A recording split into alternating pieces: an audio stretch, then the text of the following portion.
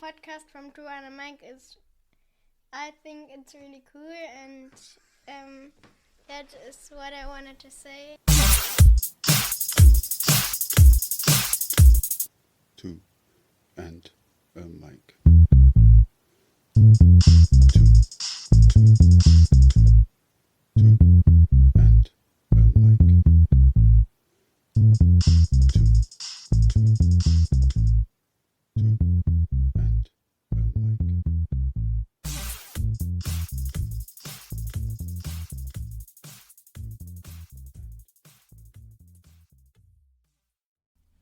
I'll open my first podcast of 2023 by saying Happy New Year.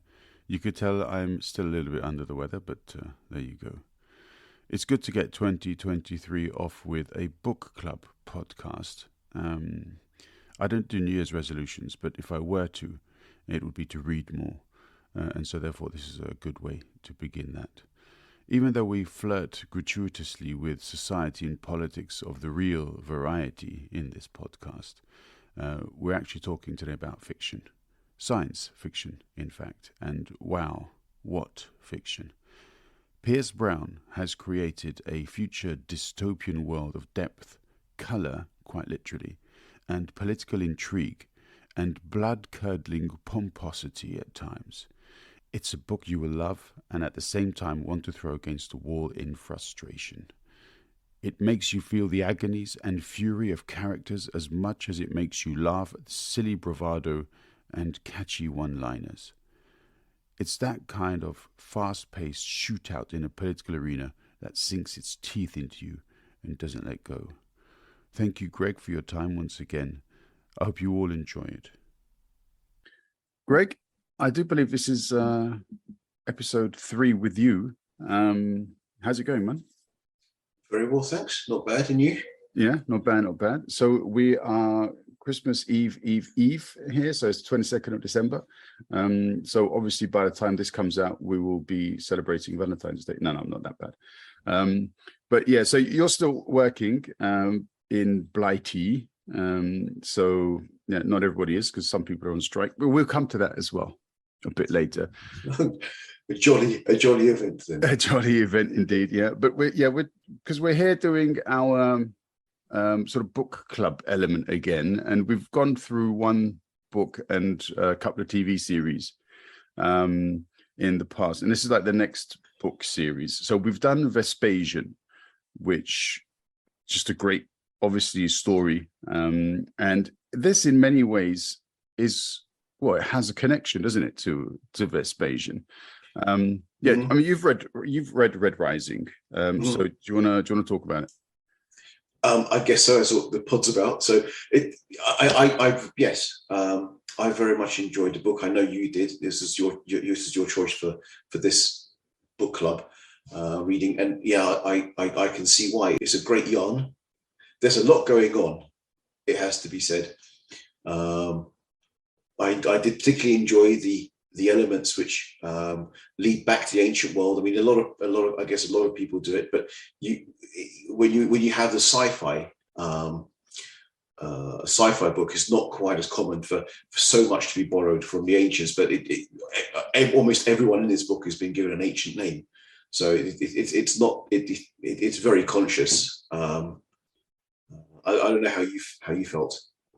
Yeah, I mean, to be honest, one of the first things that drew me was some of these sort of Latinized names. So, okay, not necessarily some of the main characters, even though, I don't know, maybe there are some sort of lesser known Roman or Roman mythological characters who were perhaps represented by these people. But I mean, I think Darrow is a very normal name. Yeah. I don't think that's necessarily and Io as well. But then again, maybe this is a class thing, and this is why they're not represented by a Latinized form of their name. No, I think Io is Greek. I think there was because isn't Io also one of the moons of one of the planets? Or is that Io? I don't know. There could well be a Greek link to Io. All right, but then clearly some of the more powerful characters, Nero, Augustus, or Augustus, as we pronounce it in English, and then you've got the Augustus, I suppose, family. But then you've got Antonia, which in itself obviously brings us back a little bit to Vespasian, if I'm not mistaken. Indeed. Yeah. Then there's Au Severus, so another family represented. Then there's Aula Titus, again Titus, indeed Caesar. There's another Vespasian connection, I believe, was one of the sons. Exactly, yeah. So there are lots of these wonderful little throwbacks to the ancient world, and I feel as though, I mean, we don't actually experience the transition of humanity to the world which is introduced by Pierce Brown in Red Rising, but there are these sort of snippets of history which are revealed. Do you want to talk a little bit about that? I mean, what impression do you get about that? You know, the way that the world is introduced and presented. What do you think about it? Well, I mean, what I was going to say was I've now gone past Red Rising, and I'm nearly at the end of the second book, which I believe is Golden Sun. And one of the things I felt about Red Rising was that it was interesting how with every other chapter the world seemed to expand slightly. So you started in a very, very small place in Mars, the beginning of the book, and from where you go from there, and each time something happens, you get a slight expansion of the universe within which the book operates within, and then you go to Golden Sun, and there's an explosion right at the beginning of that in terms of the size and scope of the world in which the book exists, and I did find that very interesting, and that definitely enhances the enjoyment of the book. In some ways, a book like this, being the sci-fi genre, is a very difficult thing to write. But one of the things which I think is interesting is how the writer is able to expand the world in the way they do, because there's almost no boundaries holding them in. They can just change suddenly tack and have a whole new element which was not really introduced before. And so you even have, obviously we'll go into the colors, which, the way that the structure of humanity has found itself within, and you even find new colors in the second book which didn't really make themselves known in the first book, like blues. You didn't really come across any blues in the first book, but in the second book they're the ones that are piloting all the ships, and they become really important to some of the events. Yeah, absolutely. And I think also book 3, which is still where I am, because I've taken a bit of a break to jump into Greta Thunberg's book, but I will be coming back to book 3. There's a further expansion thereafter, which is fascinating. So yeah, all right.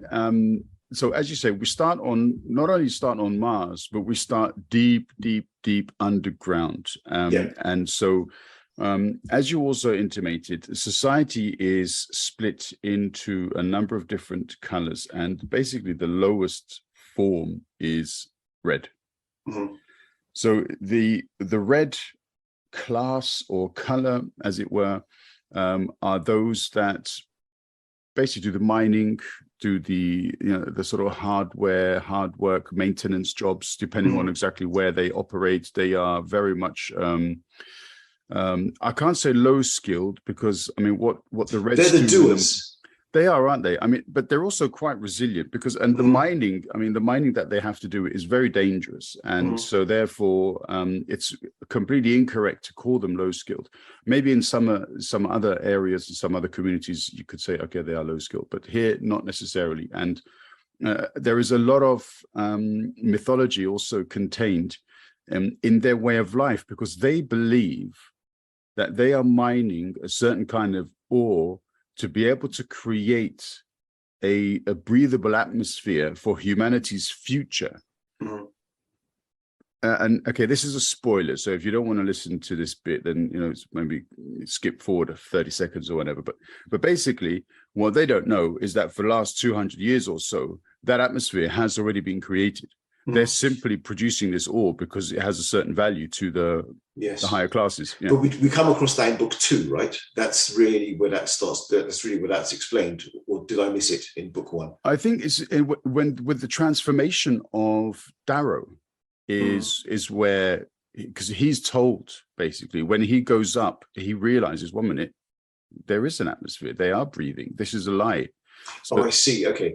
Yeah, I did miss that in the book. In book 2, they go back into that again, but when he revisits his home. Okay. Yes, indeed. Yeah, but that original sort of revelation took place in book 1. Okay. Yeah. Okay. And go on. Yeah, because there are some other colors, yellows and pinks and grays and so on. Yeah. Oh, well, I was just going to say, it's interesting. There's a, if you like, a little link here to Hitchhiker's Guide to the Galaxy, where, if you remember, when just after they found out the meaning of life, the universe, and everything, and then the ship carrying the doers crash lands. And then they send the ship with the middle guys, right? So that you have the real brains and the inventors on one ship. You have the doers who actually do stuff on the third ship, and you have a second ship which was filled with hairdressers and things like that, which they sent into the sun. Am I remembering this wrong? No. So I'm just drawing some maybe a kind of parallel between Hitchhiker's Guide, where the reason I say that is because if you think about it, the Reds in this, they are quite intelligent in a way that not all. When you do see interactions with some of the other colours, you get the sort of greys who are very great at fighting, perhaps, but not necessarily very intelligent. You get the pinks who are just pleasure palaces, and even the blues are obviously have to be quite intelligent at what they do, which is sort of computational maths in order to fly the ships. They have no interpersonal skills whatsoever. So it's pure logic, isn't it? Yeah, there's nothing. So you have all these sort of other colours who could never really be mistaken with a gold.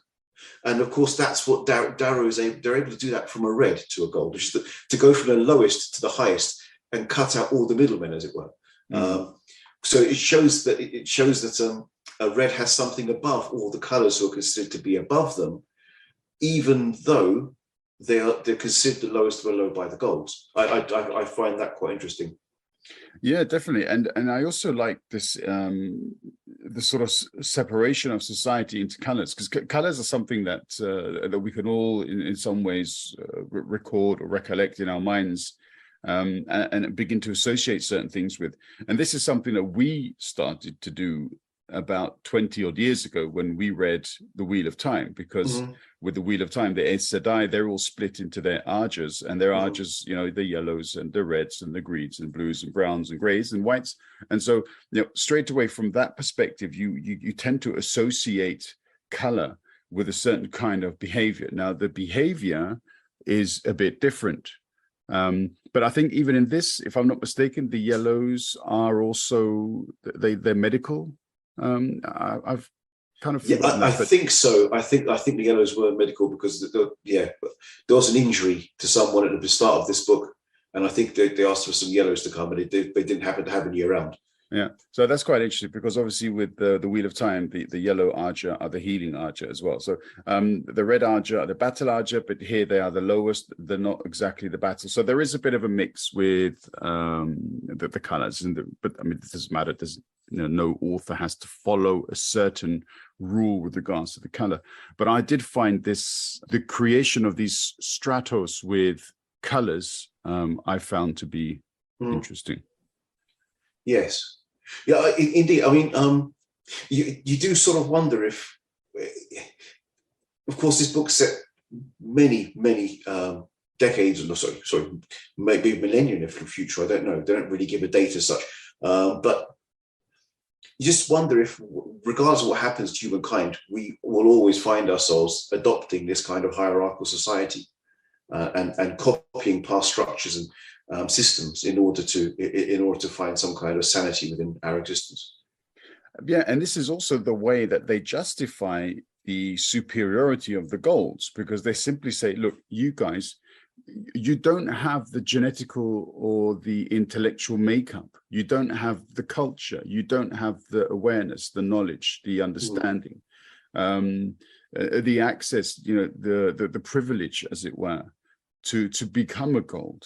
You can, in some ways, the highest that any group could aim to would be to achieve some kind of senior servitude within the home of a gold. And if they take then, in some ways, the attention, the pleasure of the gold, then they will be looked after. But even then, there were circumstances when essentially, I don't know, a blue or a pink had been a lifelong servant and maybe even a lover of a gold. But then they would be simply sacrificed, throat slit. But they're a pink. Who cares? Is this not also sort of taking us back to the life in Rome, where instead of, you forget other colours, you've got different types of slaves, and again, those were hierarchical. You had slaves who were teachers, and they were much more highly prized than slaves who used to clean the floor. But you would have different hierarchies within the slaves themselves, because some slaves would actually run the household, and their jobs be seen as relatively high skilled, and perhaps even they could be manumitted or find their freedom at some point, having served their masters well over. But they still, you wouldn't have been allowed to marry a slave as a patrician in Rome, and still, regardless of how many years they'd been a slave or the level within the household they had reached, if it came down to it in a legal matter, as the patron of the house, it would be down to you whether you could have your entire household of slaves killed. They were literally your chattels and nothing more in the eyes of the Roman law. And also in the world that has been created by Pierce Brown with Red Rising, there are intermarriages between the groups. Very, very rarely, however, would a gold step down, as it were. Right. But there have been cases, and on those occasions, the gold has essentially foregone any potential for political advancement and has simply gone into some kind of isolation, asteroid mining, or God knows what, somewhere, one of the moons of Jupiter, completely out of the way. And that was the way that they were able to then reconcile the relationship with the duty, because essentially a gold is always a gold. And even a low gold is still far more important than the highest of any pink, grey, blue, or any other. Well, isn't that the case with Ares? His backstory is kind of revealed when he meets. Spoiler. Yeah. Oh, sorry. Yeah, but I haven't given a name, so no. Okay. I was about to, and I stopped myself. Yeah, but that's also, sons of Ares. Ares is also, is it not, a Roman god? The god. Ares is the god of war. I believe he's the Greek god of war. Okay. Mars being the Roman god. Yeah. Okay. All right. So, again, very, interesting introduction of, various elements of mythology. It's, as you said before, it's very complicated. So you've got these colors. These colors are essentially the different layers. It's almost like a feudal system with regards to the amount of influence or freedom or relative freedom that individuals have within their, I don't want to say caste, but within their layer, within their grouping. But then there's a bit more to it than simply a question of, okay, so if you're a red, you're a miner. If you're a yellow, you're a medic. Because obviously these are also political powers and political levels, or in some cases business levels too, depending on what they do. And the interaction can be quite fluid, or indeed it can be quite robust depending on the situation. How did you find the character development within the story? Well, obviously the main one to talk of is Dara, because it's all from his point of view. So you, at all times, you have this inner monologue going on of Dara, where he's saying to you, I can't believe I'm here. I can't believe I'm where I am. I can't believe I'm doing this. And then he'll go ahead and do some incredible feats of both mentally, in terms of his tactical planning, and physically in terms of winning battles and fights which he shouldn't, and the whole time he's almost being held back, or you find yourself holding himself back internally with self-doubt, and whether that's his redness coming through, and then he has to force himself through his hatred of the gold in order to accomplish his final mission. Just to push himself onwards and eliminate that self-doubt from within himself to ensure that he can do what he needs to do to avenge himself. Yeah, I get senses of the expanse on one side with regards to the world that's being created, and on the other side, I've got Hunger Games. So if you've ever read Hunger Games, I haven't read that, no. Okay, throughout this book, Katniss Everdeen, she's consistently criticizing herself. I'm not worthy. I'm not good enough. And perhaps it goes a bit too far in the Hunger Games. With Darrow, there is this internal monologue, as you say, and I mean, there is this classist system in Red Rising that doesn't necessarily exist in the same way in Hunger Games, even though there is, of course, everybody who lives in the city, in the center, they are the elite, and all of the outer sort of regions have their role to play. But then it's a smaller, it's a not quite so many layers involved in that world. Whereas in Red Rising, there are lots and lots of different layers, and therefore it's a bit more complex. So I get that I get the feeling that there is, bits and pieces from different stories that have been woven into the fabric of this world.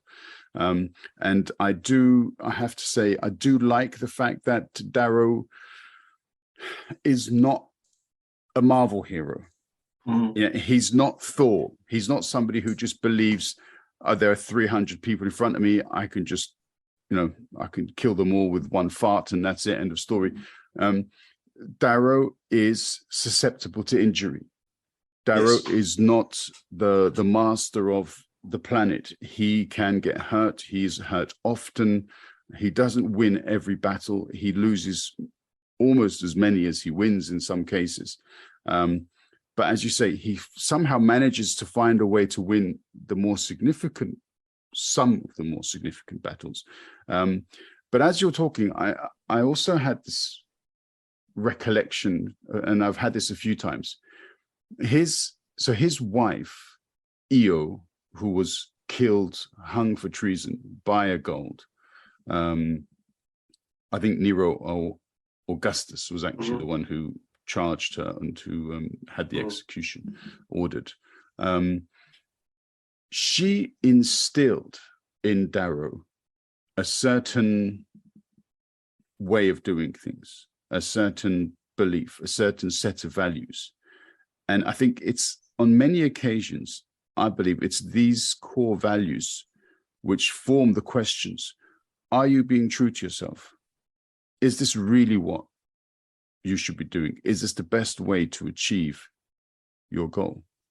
But I mean, that's always part of his internal monologue as well. He's always questioning himself as to, am I doing the right thing here? There are many times where he's contemplating a relationship with another girl later, one or other, and each time he feels as though he'd be cheating on the memory of Io. He won't allow himself that pleasure. But he does, though. But he does. But it's always with an element of having to forgive himself for having done so, and he's never allowing himself to fall for anyone, because it's always Io who is his love. Yeah. And at one point in the second book, he does say, would I even recognize her in this sense? Would I still find her attractive if I see her now? Because obviously the huge physical transformation that has taken place in him, it's an unbelievable feat by all accounts to be able to go from being a red to a gold, just from sheer size. Yeah, we haven't even touched on this yet. So there is also, it's not just a difference in color, in sort of status, but and responsibilities or jobs and value, but it's also size, isn't it? Yeah. Yes. I mean, so one of his best friends is half gold. We find out later. Sorry, horrible spoiler. Horrible spoiler alert. But one of his best friends is a half gold, and he's always taunted for being a midget of a gold. And even though he would have been a good head taller than Darrow would have been as a red, he's considered a midget as a gold, whereas Darrow isn't. He's very much of a normal size. He's not the largest gold by any means, and you know we come across some enormous golds from the description in the first book, and larger still in the second. So he's by no means large for a gold, but he's absolutely enormous compared to everyone else. Mm. Have you come across any obsidians yet? Yes, we can't. Well, I'm right towards the end of book 2, so yeah, there's been lots of obsidian activity. But you know, they started book 2 as being really fearful things, and now he just runs through them as though they're rice cakes with obsidian. So they came and went pretty quickly. Obsidians in terms of being a new element to fear. Yeah. Okay. Book 3 picks that story up again, so you can look forward to that. Okay. Okay. Um, So one question for you, because you obviously you're further ahead than me, and maybe so the Ragnar. So he's not just an obsidian, he's also something else, right? Yeah. So, but he is also an obsidian, is he not? He is obsidian. He's chiefly obsidian, but there is a certain importance to him as an obsidian. But he's called an what is it? What's that term they use for him, for Ragnar? Basically, it's something like being spoilt. Yeah. Oh God, I've forgotten now. It's not unclean, but something like that, you know. But basically, it is untouchable element to him. And the frozen wasteland from where he comes from, they have been taught that golds are gods, and I suspect that's because obsidians are maybe the one force that could actually endanger the golds, so therefore they have to have this indoctrinated into them from a very young age that don't touch golds, otherwise you know they're going to rain down all manner of missiles on your homeland and kill all your family. Yeah, indeed. And this is actually quite amusing as well, because only golds are allowed to use certain kinds of weapons. And these are extremely powerful weapons, and if razors, and if put in the hands of non-golds, as in most non-golds would be afraid, oh no, I can't touch this. If I'm even seen holding this, that's a death sentence, more or less. And so it's quite interesting the way that particular storyline also develops in book 3. Oh yeah, okay. That begins in book 2, because there is that battle where of necessity he felt he had to give Ragnar a blade in order to get them past the defenses on Mars. So in order for that to take place, he was given this gold's weapon, and none of the other golds there were supportive of the action, at least initially. No. Even Darrow's allies were not supportive of that. So yeah, we're talking about golds as well. In terms of so we have the class system, we have the size that distinguishes them. We have the looks, because there's always being drawn to how astonishing all the golds look. With the exception of maybe one or two who are exceptionally unbeautiful, but it needs to be mentioned when they are. But there's also, drawing to another book read many years ago, Crime and Punishment, where there's this thing which is introduced of the Superman, where the person that commits a crime like murder or to kill someone is absolved of that sin if they consider themselves high enough or a super being to not have and can actually feel within themselves of not having committed a sin. And there is the way golds see themselves as superhuman also, I think, allows them the ability to go on and act the way they do, because they are not bound by the same rules that other humans would be. Indeed, yeah. And there is a lot of, there are many scenes, should we say, where there is any number of crimes committed, whether that is murder or rape or torture. And if it is a more senior color doing it, then forget it. There is no such thing as a lesser color being able to find some kind of justice. No. As in, there may be some situation where they are in certain kinds of servitude towards a special gold, and if another gold comes in and from a rival family, then there may be some kinds of consequences. But then again, that's purely because there is a benefit to the recipient gold family, as opposed to them giving a shit about the browns, or I don't know if they're browns, sorry, the blues or the yellows or whatever.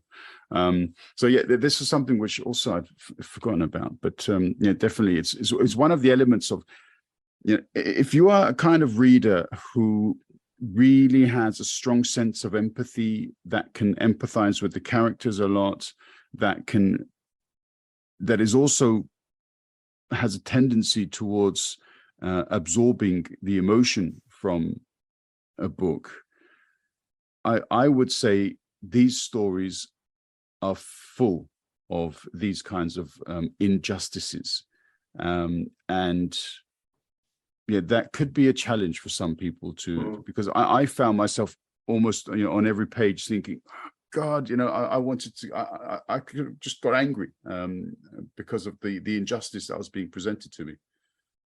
I understand where you're coming from. I mean, I think for me personally, I just believe that human history is replete with exactly this kind of injustice. And let's just not say history is going on today as well. So it's what happens. And unfortunately, I think that's what the book's highlighting. That in no doubt 3, 4, 5,000 years time, wherever the human race finds itself, we're still going to have these incidences of human injustice, whether it's from hierarchical goals, or it's a cultural thing. It will I think that's where the book's going. The book's trying to say is, don't worry about it. We are where we are today, but however things change technologically in the future, human emotion is going to remain pretty much as it is, and the way that we live our lives, unfortunately, looks set to continue. Obviously, in the future, they don't seem to have the same fuel issues that we do at the moment, because they seem able to,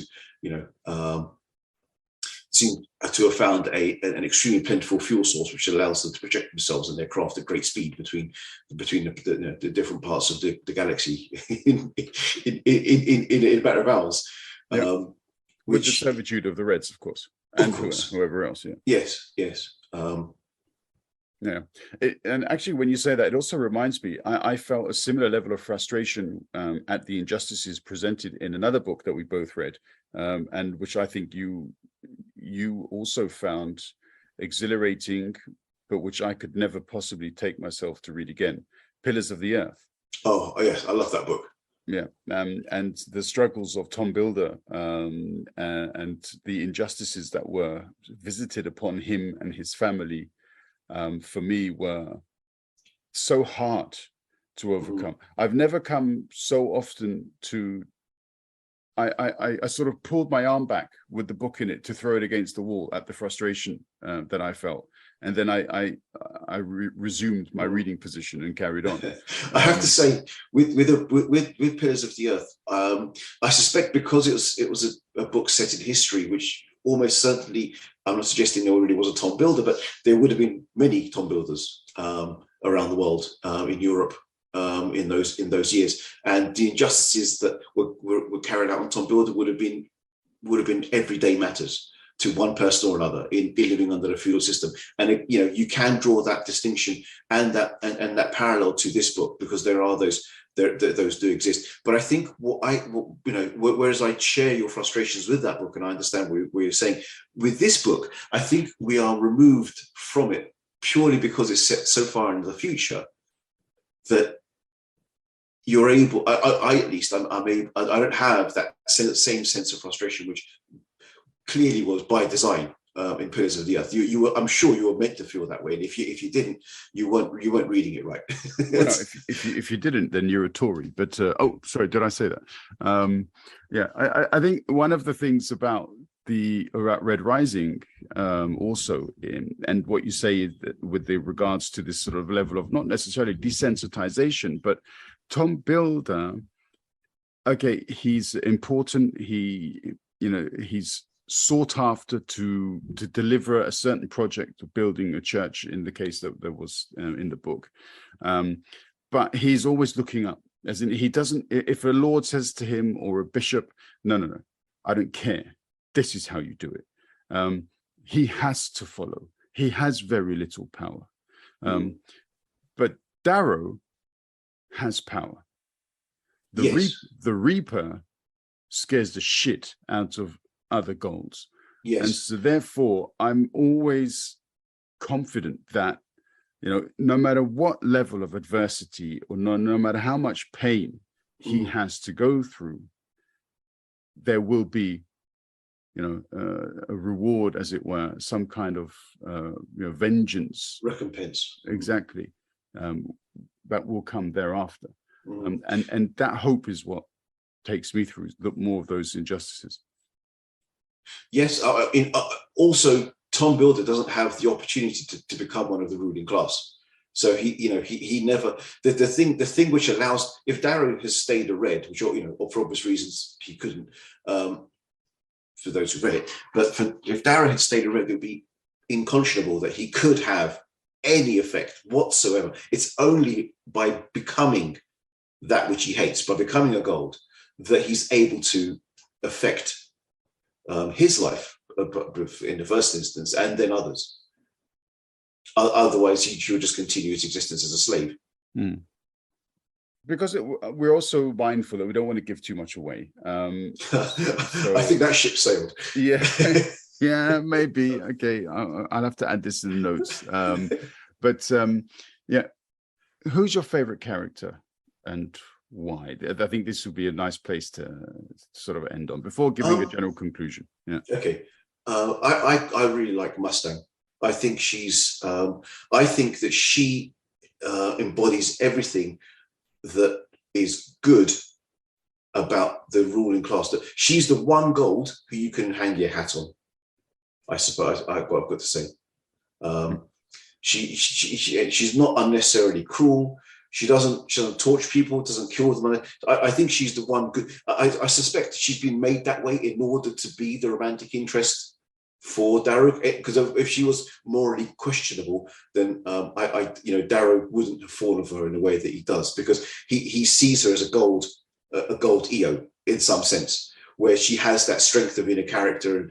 And so we don't get to know EO, sadly, because she's so her apart from his love for her, we don't know EO hardly at all. She perishes so soon into the book. So we know she has strength of character from the way that she sang her song, knowing that what was about to happen to her for doing so. We know we know that she tells him to go on this quest. It's through her that he finds the strength to do so. So we know some parts of EO, but very little of her personally. But I think we find that through his love of Mustang, to know that she is the embodiment of EO in a gold, in some sense. Yeah, that's fair enough. I would also have chosen Mustang had you not done so. Obviously, it's easy to say Darrow because he's the hero of the piece. But then as a sort of secondary character, then I would say Severo. Right. That was the other one I was thinking of too. Yeah. Yeah. So he's obviously a playful character as well. And he's got some sort of interesting comments that he makes. I do like the way that he is represented within the story. His character also develops further as you go through the book, and so therefore he's not one of those other characters who's a sort of bit part player like Fitch or Pax, or who's also really interesting, but well, he's one-dimensional. Pax a little bit. He's intensely loyal and a great fighter, but that's really where it stops with Pax. He's not a great thinker. Whereas Severo has a few more layers to him. Absolutely, yeah. And also Mickey is very important in the first book because he does what he does with Darrow, but then again, there isn't much he can sort of expand into. So okay, cool. I think I agree. We've all chosen people who are perhaps what you would theoretically term as good characters, Some of the others, Cassius and so on, we could also have chosen. But yeah, obviously for clear reasons we chose. Well, Cassius becomes his main enemy, of course, which is one of the difficulties there. Although he's very alike to Darrow as a Gold in terms of it, he's also for the first half of the book one, they're thick as thieves. Yeah, which is a shame, isn't it? Because I think in many ways they could have gone on to become great allies, but yeah, that wasn't to be, at least as far as the first book goes. Yeah.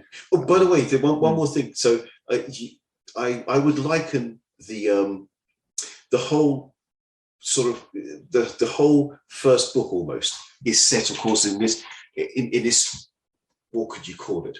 Like an academy. It's just an academy training for teenagers. Yeah.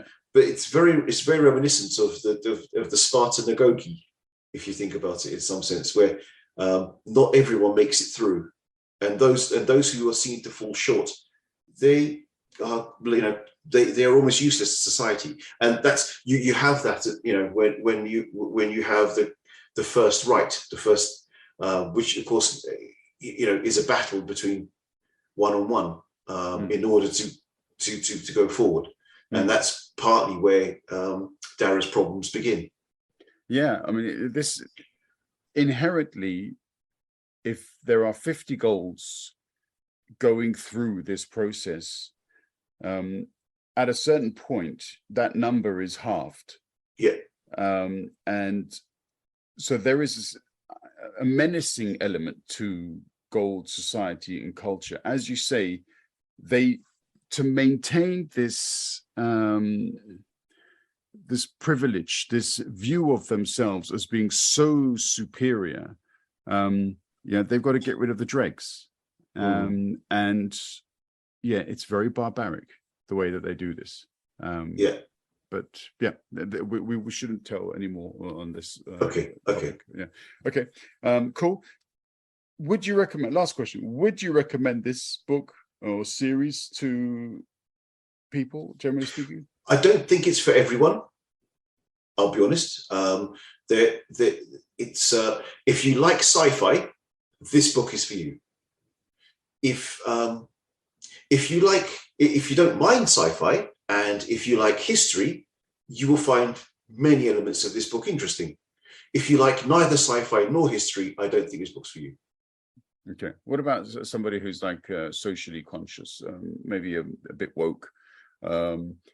I think they would perhaps also identify certain similarities with the fate of some of the characters in the book and the series, and also in real life, because essentially Darrow is leading this rebellion, this revolution, and as you can see, and I sort of hinted at earlier on, in the UK at the moment there are lots and lots of strikes with nurses, ambulance drivers, and so on, and staff in general. They'd be yellows in this book, I suppose. They would be, yeah. But people essentially who feel this need to try to take control of their lives because they're not being looked after by the system. As far as the system is concerned, these people are there to provide a service and no more. And so they should simply accept whatever the service gives them, go and do your 14-hour shifts and come back tomorrow, do the same thing again. And one of the elements that I like that Pierce Brown has created is that, damn it, these people are ready to do something about it.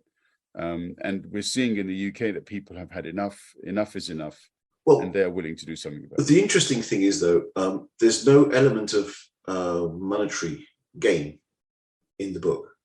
So whether you're a red, a yellow, or a grey, you at least there's no mention of being paid.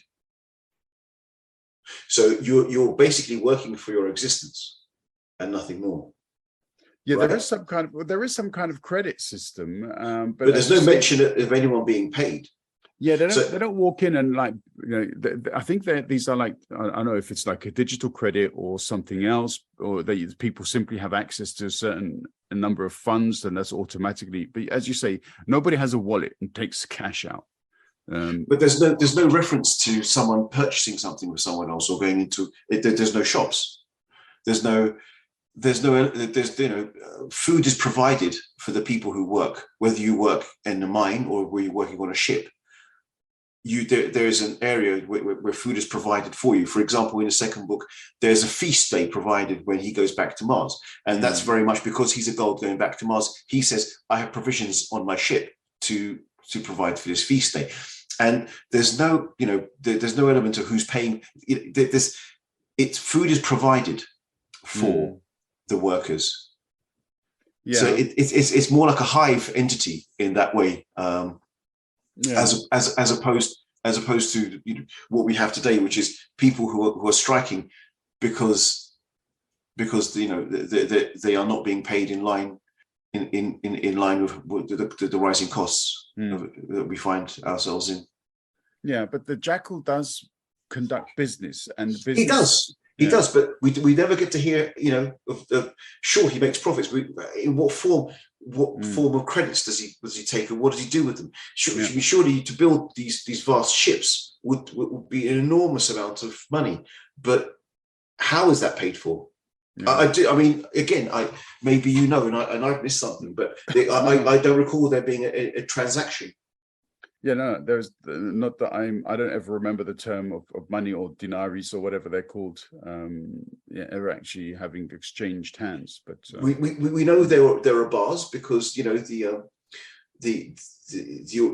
brothers are happy to blow a few bars up with golds in them. But even then, we're not told how they pay for the drinks. No, nor indeed how they pay for the pinks. Yeah. So it's just a question. Maybe in book 3 we were introduced to the banking system. I don't know.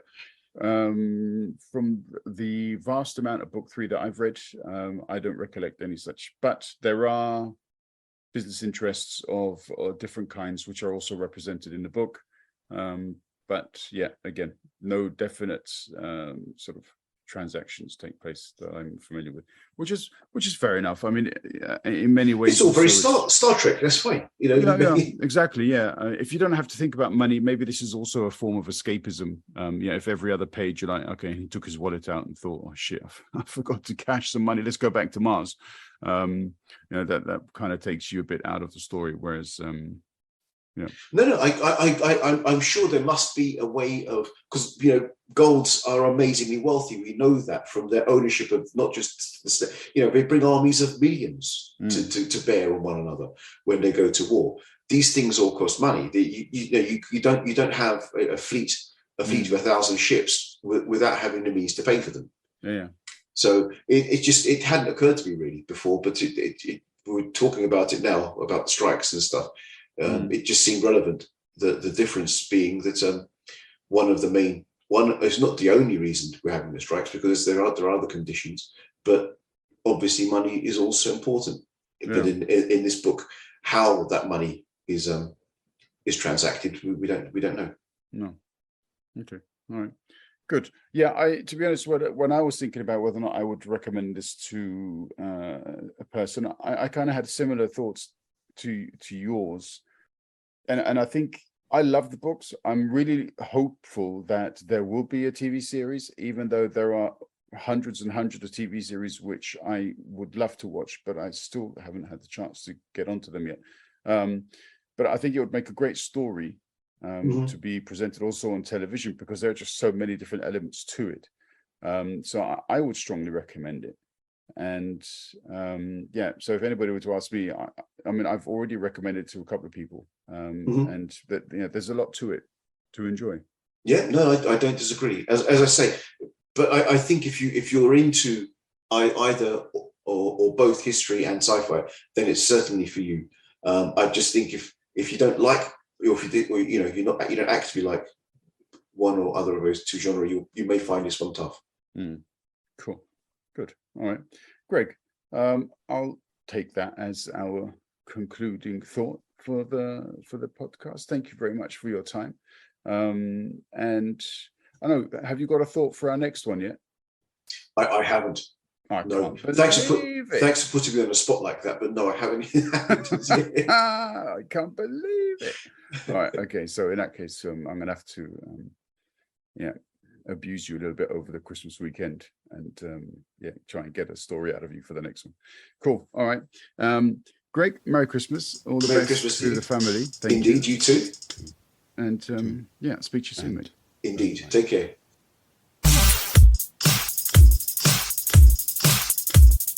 Two and a mic. Two.